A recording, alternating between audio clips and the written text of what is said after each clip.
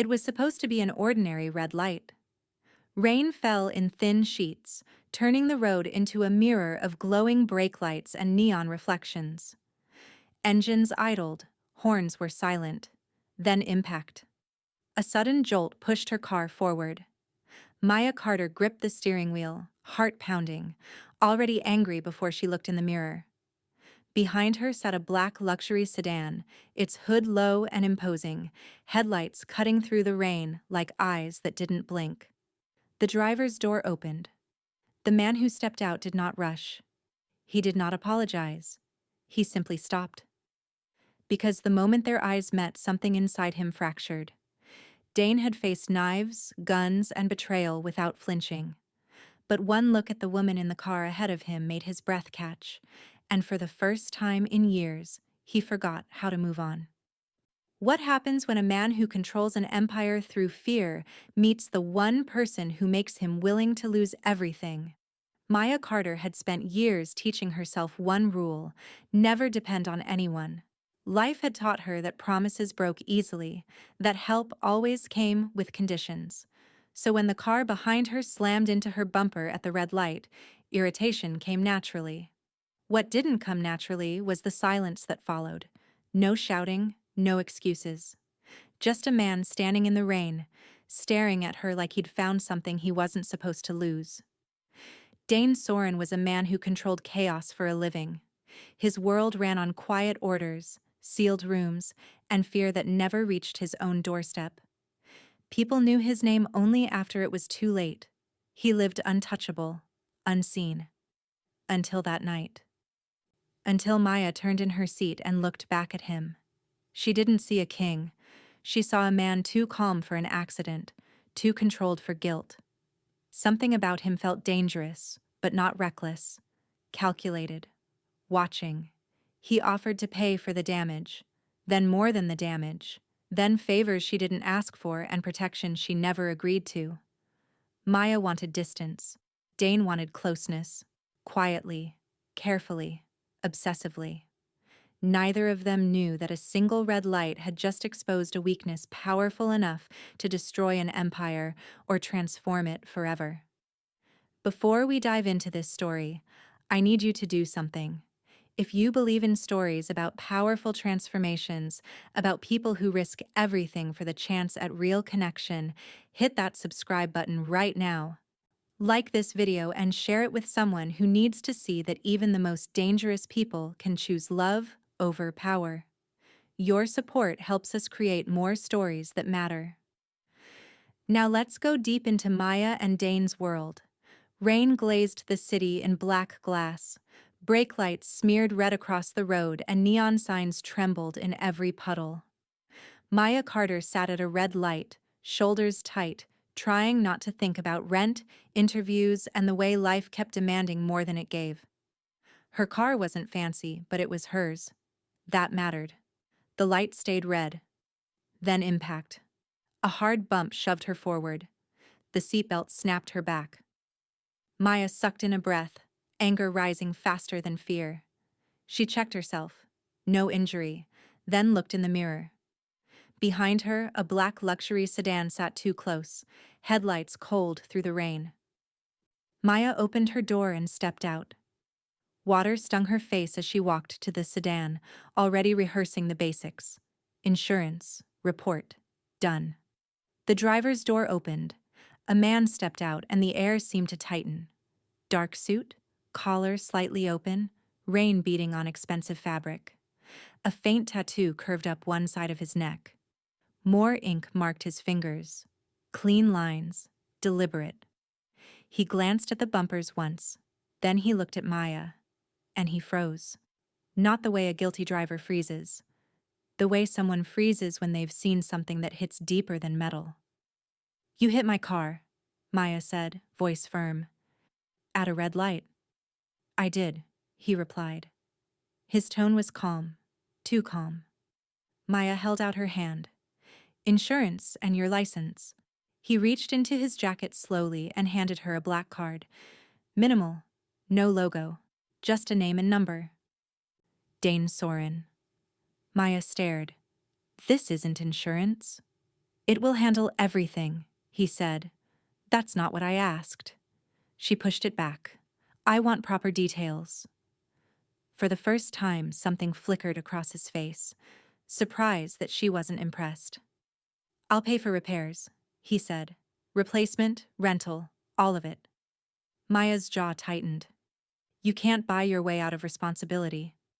His eyes held hers, sharp and unreadable. Most people let me. Well, I'm not most people. Dane studied her like she was a problem he wanted to solve. Then his gaze slid past her shoulder toward the side road. Maya followed the look. A black SUV idled at the corner, headlights dimmed, too still. Watching. Maya felt a chill creep up her spine. She told herself it was nothing, just a driver waiting, but her instincts kept whispering, not normal. Dane's posture shifted. His calm didn't break. It hardened. Get back in your car, he said. Maya blinked. Excuse me? Now. Quietly.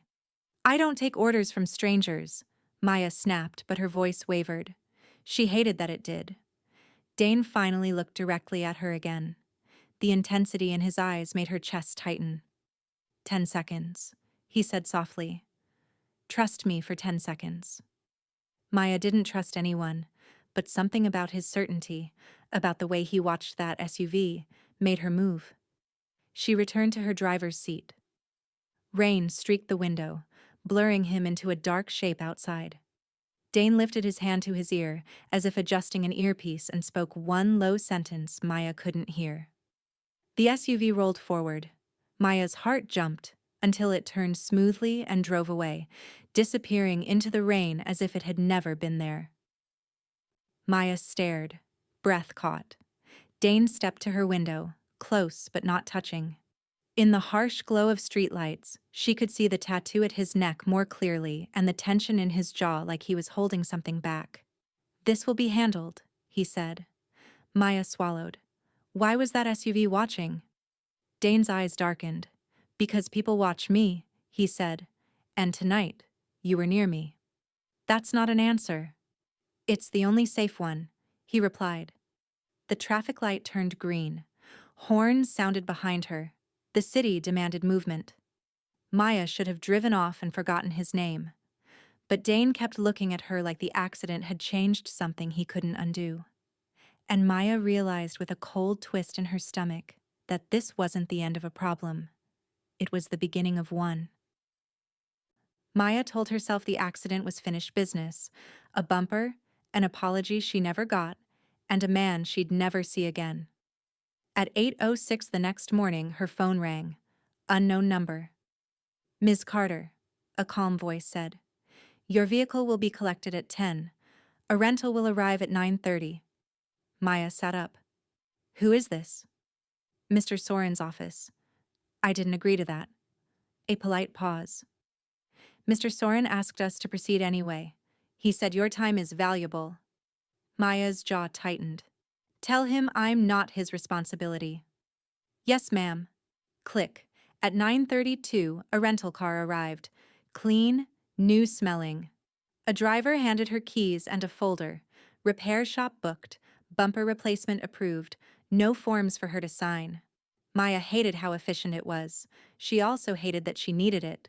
So she took the keys and drove to her noon interview. The interview went better than she expected. When she stepped outside, hope, small and fragile, lifted in her chest. Then she saw a black sedan across the street. Parked. Engine running. A driver inside watching. Maya walked. The sedan rolled forward and matched her pace. She stopped. It stopped. Maya crossed the street quickly. The sedan followed. Careful. Almost respectful. Like a shadow trying to be mistaken for coincidence. She approached the passenger window. It lowered. A suited driver looked at her neutrally. Miss Carter? Why are you following me? I'm assigned. Assigned by who? The driver hesitated, then answered as if it was obvious. Mr. Soren. Anger flared hot in Maya's chest. Tell him to stop. I didn't ask for this. Yes, ma'am, the driver said, expression unchanged. Maya turned away and headed for a crowded cafe, public, busy, safer than an empty sidewalk. She ordered coffee she didn't want and sat by the window, pretending to scroll. Outside, a man in a hood stood too still near the corner, phone in hand. His eyes lifted to the cafe window, to her, then down again. His thumb moved like he was sending something. Maya's stomach dropped. Instinct screamed. She stood and moved toward the back hallway, trying not to look like she was fleeing. The hooded man shifted, angling toward the cafe door. Maya's breath caught. Then Dane Soren stepped into the cafe from the rain. Dark suit, controlled posture, that same calm that felt like a locked door. His eyes found hers immediately, and Maya's anger returned until she saw his gaze flick past her shoulder to the hooded man outside. Dane's expression cooled. "Walk to the back," he murmured, voice low. "Don't run." Maya blinked. "Please," Dane said, and it didn't sound practiced. It sounded urgent. Maya moved to the hallway. She watched through the glass. Dane stepped outside. The hooded man backed away the moment Dane approached. Their eyes met. Recognition, not surprise. The hooded man turned and ran. Dane lifted his hand to his ear and spoke one short sentence. Two men appeared fast. One from the side street, one from the black sedan. They moved with purpose, cutting angles. The hooded man hesitated, slipped on the wet pavement, scrambled up. Dane reached him first. He grabbed the hoodie, pulled him close, and spoke into his ear. Maya couldn't hear the words, but she saw the hooded man's face change, panic to fear, to something worse. Dane released him. The hooded man stumbled away into the crowd and disappeared. Dane turned back toward the cafe, rain sliding off his shoulders like it didn't matter. He came inside and walked to the hallway. Maya stood there, heart pounding. "Who are you?" she demanded. For a moment, Dane's calm looked like effort, like he was holding himself together by force. "I'm someone you should avoid," he said quietly. Maya's voice shook with anger. "Then why won't you?" Dane took one slow step closer, stopping before invading her space. "Because they noticed you." "Who?" "The people who watch me," he said. Maya's chest tightened. "What do they want?" Dane's eyes darkened and his answer landed like a threat and a promise at once. "They want to see what I'll do for you." Maya felt the hallway narrow, because in Dane's gaze, she saw certainty. He already knew what he'd do, and it wasn't small. Maya couldn't sleep. She searched Dane Soren's name until her eyes burned and found almost nothing. Dry company filings, dead-end links, a man shaped like fog. Her phone buzzed. "Dane. Are you home?" Maya typed back. "Stop checking on me. Dane. I can't. Not yet." She tossed the phone aside, annoyed at the shiver his words caused. Then a knock hit her door, soft, controlled, like whoever stood outside had all the time in the world. Maya grabbed her heavy flashlight and moved to the door. "Who is it?" "It's me," Dane said. She opened the chain a few inches. Dane stood under the hallway light, hands visible, expression steady. "Why are you here?" Maya demanded. "Because you're not safe," he said. "That's not your call." A pause. Then his voice softened. "Please. Just listen." Maya kept the door between them. "Talk." "The man at the cafe wasn't random," Dane said. "He was sent to see if you mattered to me." Maya's throat tightened. "And do I?" Dane's eyes didn't flinch.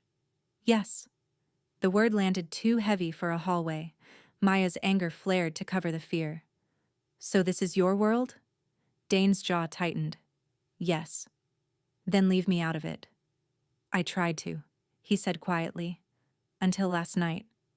Maya started to speak, then noticed Dane's gaze snap toward the stairwell.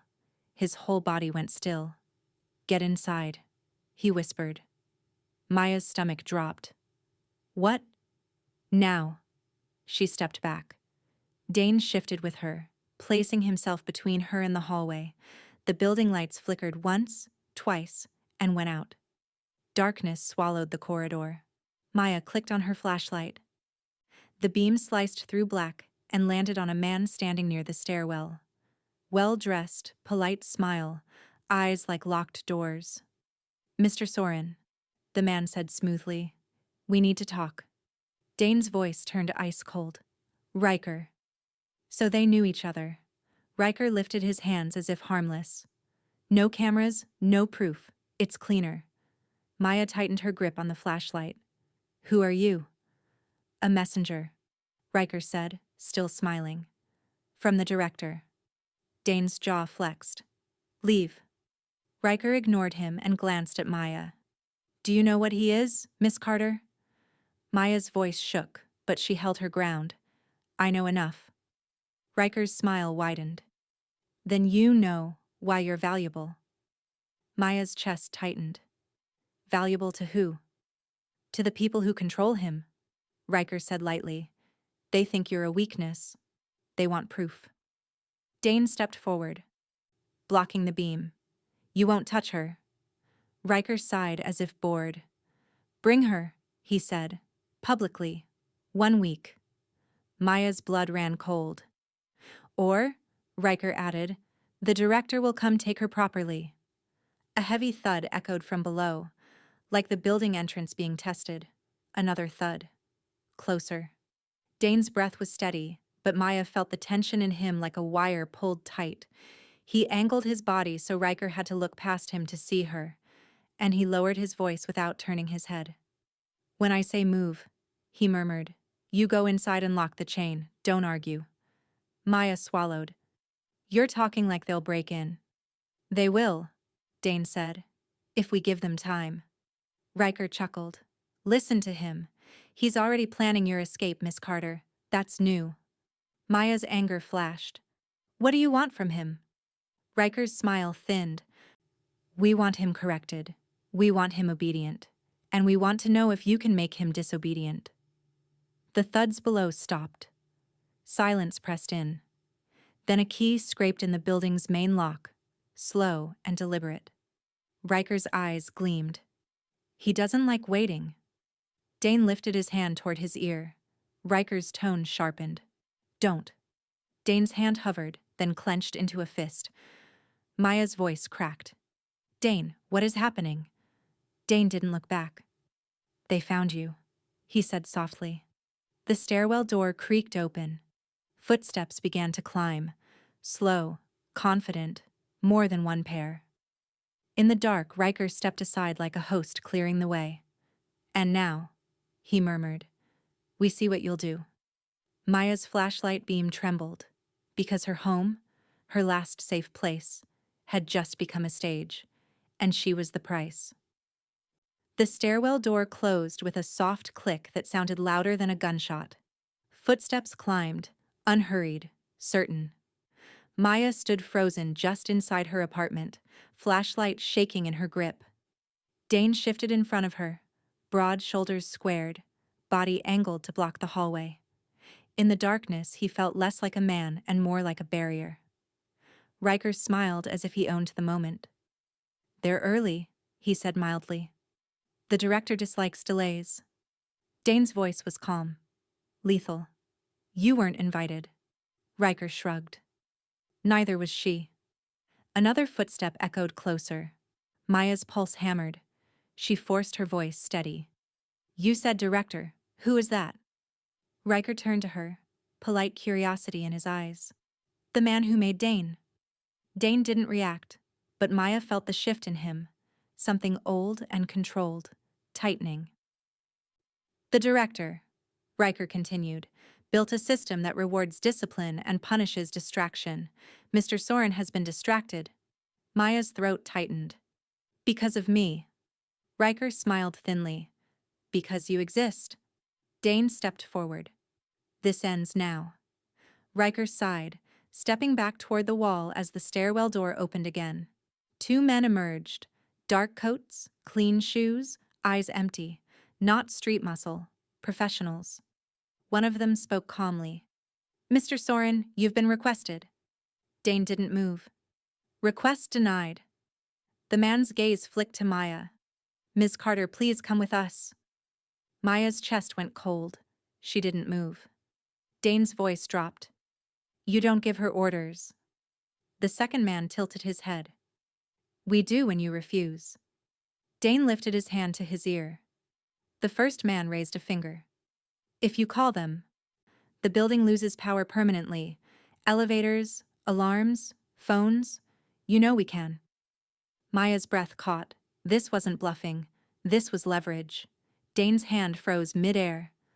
Riker watched with interest. You see, Miss Carter, he's never had a reason to hesitate before. Maya's anger cut through the fear. You're using me. Yes, Riker said simply. To measure him. Dane turned his head slightly. Maya, stay behind me. The men took a step closer. Maya did something Dane didn't expect. She stepped forward. Stop, she said, voice shaking but loud. If this is about him, talk to him. I didn't choose this. The first man studied her. You chose to matter. Maya swallowed. I didn't choose him.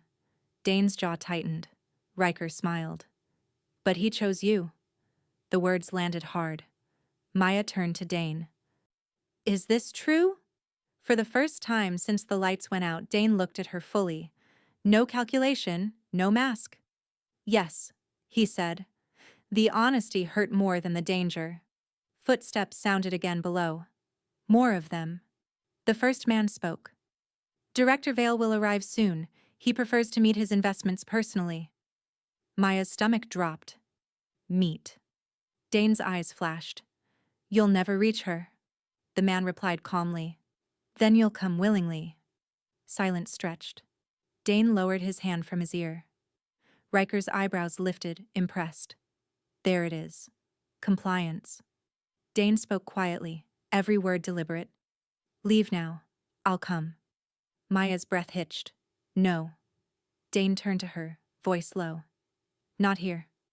The men nodded and began to withdraw. Riker lingered, leaning close enough that Maya could smell his cologne.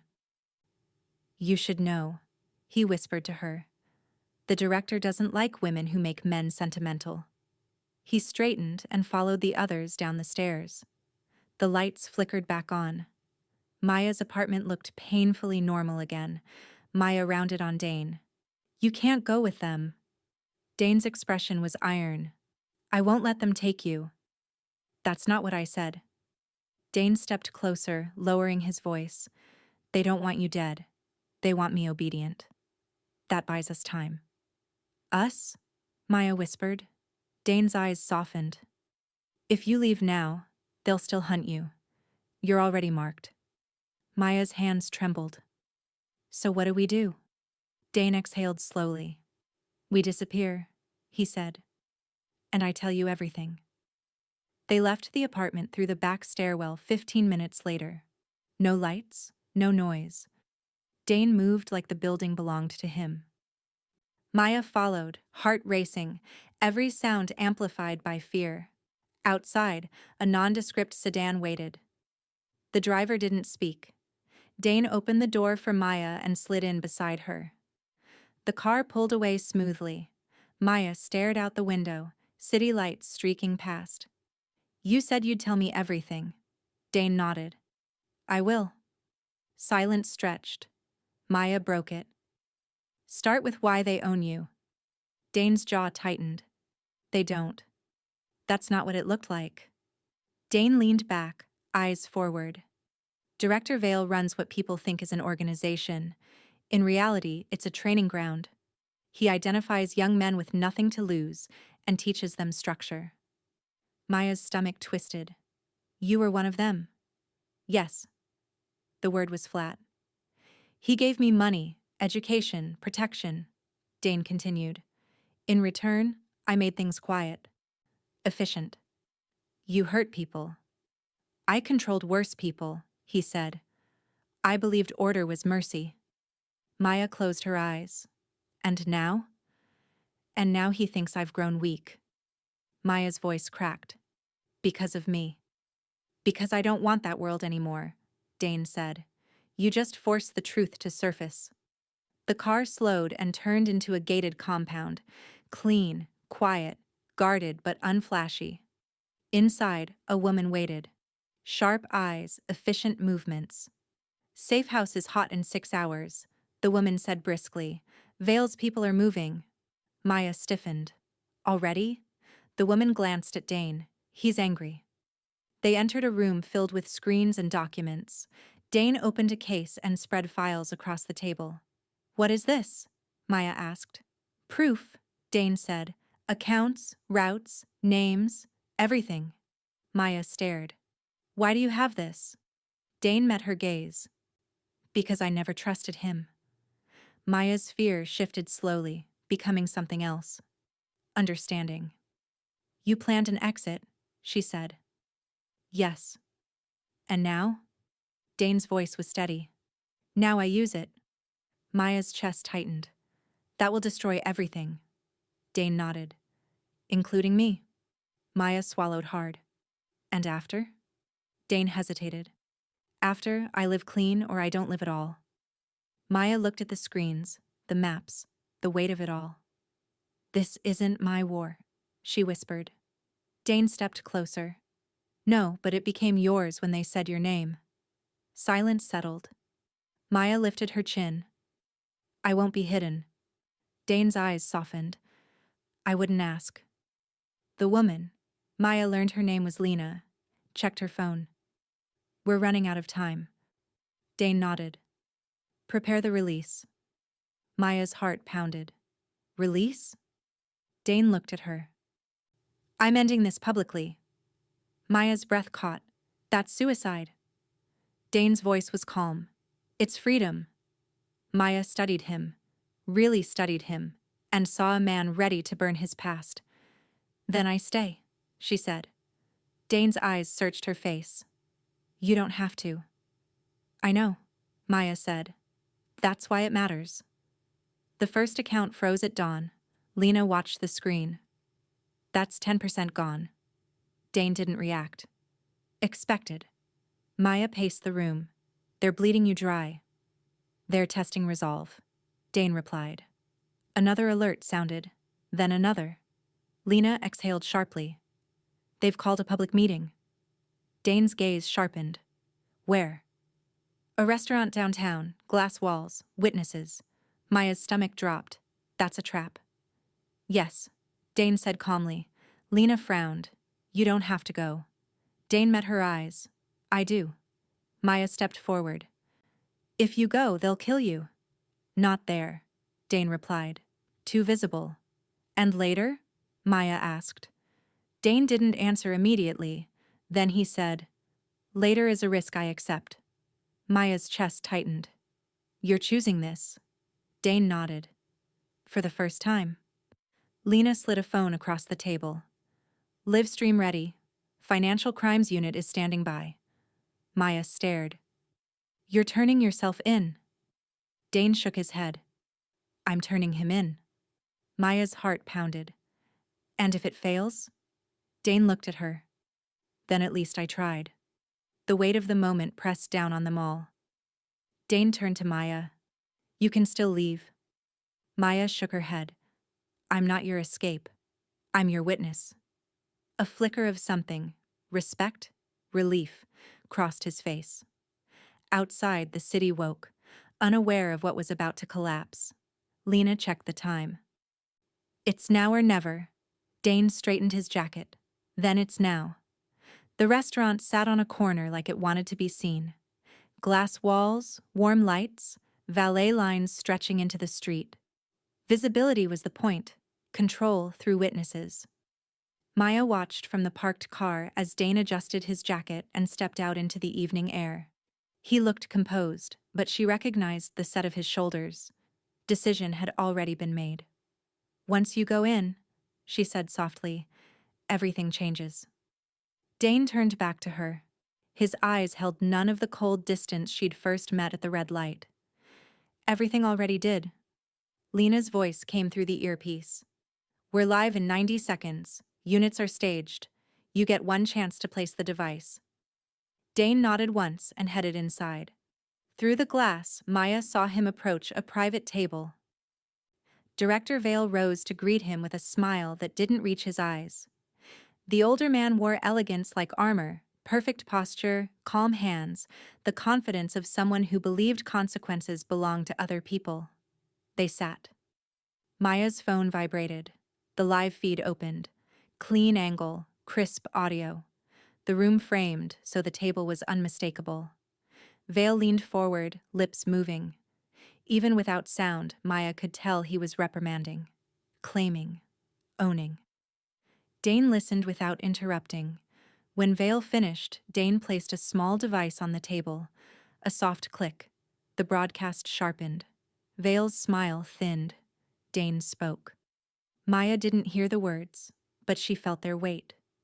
Dane's hands stayed open, palms visible.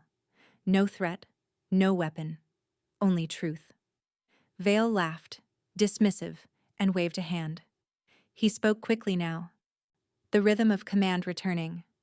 Dane didn't argue. He slid a folder across the table. Vale opened it. For the first time, his calm cracked. Maya's chest tightened. The screen captured it all. The tightening jaw, the quick glance around the room, the moment he realized the walls were glass for a reason. Lena's voice cut in. Financial crimes confirming receipt. Warrants approved. Vale stood abruptly. Dane stood too, but slower. Deliberate. Vale's mouth moved again, sharp and urgent. He gestured toward the door. And then it happened. Agents entered, clean, unmistakable authority. The restaurant stilled. Conversations died mid-sentence. Director Vale, the lead agent said, "You're under arrest." Vale turned, fury flaring. His gaze snapped back to Dane. "You," he hissed. Dane met his eyes, calm, unmoved. "You taught me structure," he said evenly. "You didn't teach me to stay." Vale lunged. Agents restrained him immediately. Chairs scraped, phones rose, the room filled with the sound of history changing. Maya's breath shook as tears blurred her vision.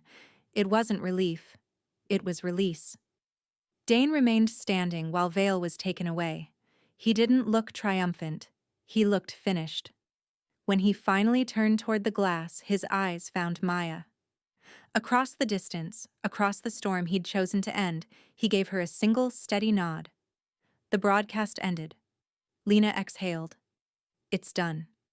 Maya sat back, chest heaving. "Is it?" Lena met her gaze.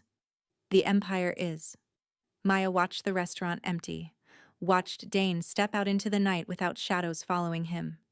For the first time since the red light, there was no one watching. The fallout was immediate and relentless. Accounts froze. Names surfaced. Doors that had stayed closed for decades opened overnight. Every network Vale touched unraveled with surgical speed. Dane didn't hide. He sat with investigators for hours, answering questions with the same calm he'd once used to command silence. He didn't minimize. He didn't excuse. He explained. Maya watched from the edges. Quiet rooms, late nights, coffee gone cold. Learning what it looked like when a powerful man chose accountability over escape. "You could have disappeared," she said one night as they sat on a balcony overlooking the harbor. "You had roots, plans." Dane nodded. "Running would have saved me. Ending it saved others." Maya studied him. "That's not the same man who rear-ended me." A faint smile touched his mouth. "No." He was distracted. Weeks passed. Headlines shifted from scandal to rebuilding. A legal firm launched quietly under scrutiny. Shipping, logistics, transparent funding, community projects followed. Jobs, training, repair. Dane didn't lead from shadows anymore. He showed up. Some nights the weight still pressed down on him. Maya saw it in the silence he carried home, in the way he stared at water like it might remember things he was trying to forget. "You don't have to carry this alone," she told him. He looked at her then. Really looked. "I never knew that was allowed." Maya took his hand. "It is now." The world didn't forgive overnight. Trust never does. but progress came in measurable steps. Audits passed, contracts signed, communities invested in. One evening, Dane received a message and went still. "What?" Maya asked. He handed her the phone. Charges expanded. Vale's testimony implicated higher layers. The collapse reached farther than anyone expected. Dane exhaled slowly. "It's finished." Maya felt the truth settle. "What happens to you?" He considered the question. "I build, carefully, publicly, or I step away." Maya met his gaze. "And us?" Dane's voice was quiet. "Only if you still want it." She laughed softly. "I stayed when I could have run." He nodded. "Then I'll keep choosing you, with consent, not control." They stood together at the rail as the harbor lights flickered on. No alarms, no watchers. Just a future that required work. The ring was simple. No spectacle, no flash. Just clean lines and quiet intention, like the life Dane was building. They stood on the pier at dusk, gulls circling, the city humming behind them. "I can't give you perfect," Dane said. "Only honest." Maya smiled through tears. "That's all I ever asked." He knelt, steady hands opening the box. "Will you build this with me?" "Yes," she said without hesitation. Applause broke out. Lena first, grinning, then a few friends who'd learned how to celebrate without drawing attention. The moment stayed theirs. Months later, the wedding was small, public enough to be real, private enough to be safe. Dane wore no armor that day, just a suit and the ease of a man who no longer expected violence to interrupt joy. Maya met him at the aisle, grounded and certain. They chose vows that promised effort, not perfection, transparency, choice, partnership. Afterward, as the sun dipped and the harbor turned gold, Maya leaned into him. "You know it started with a red light." Dane smiled. "And a mistake." "Not a mistake," she corrected. "A stop." He nodded. "I needed it." The business grew, slow, clean, audited at every step. Dane delegated, listened, learned. Maya built her own path alongside it, not beneath it. When challenges came, and they did, they faced them openly. No shadows, no cages. One evening, years later, they drove through the city in the rain. At a red light, Maya glanced back at him. Dane met her eyes, steady and present. The light turned green. They moved forward together. If this story moved you, if you believe that even the most broken people can choose transformation over power, I need you to do something. Hit that like button. Subscribe to this channel because we're building a community that believes in redemption, in second chances, in the courage it takes to dismantle your entire world to build something better. Share this with someone who needs to hear that it's never too late to choose love over fear, connection over control. Your support helps us bring more stories of hope and transformation to people who need them. Thank you for being here. Thank you for believing that change is always possible.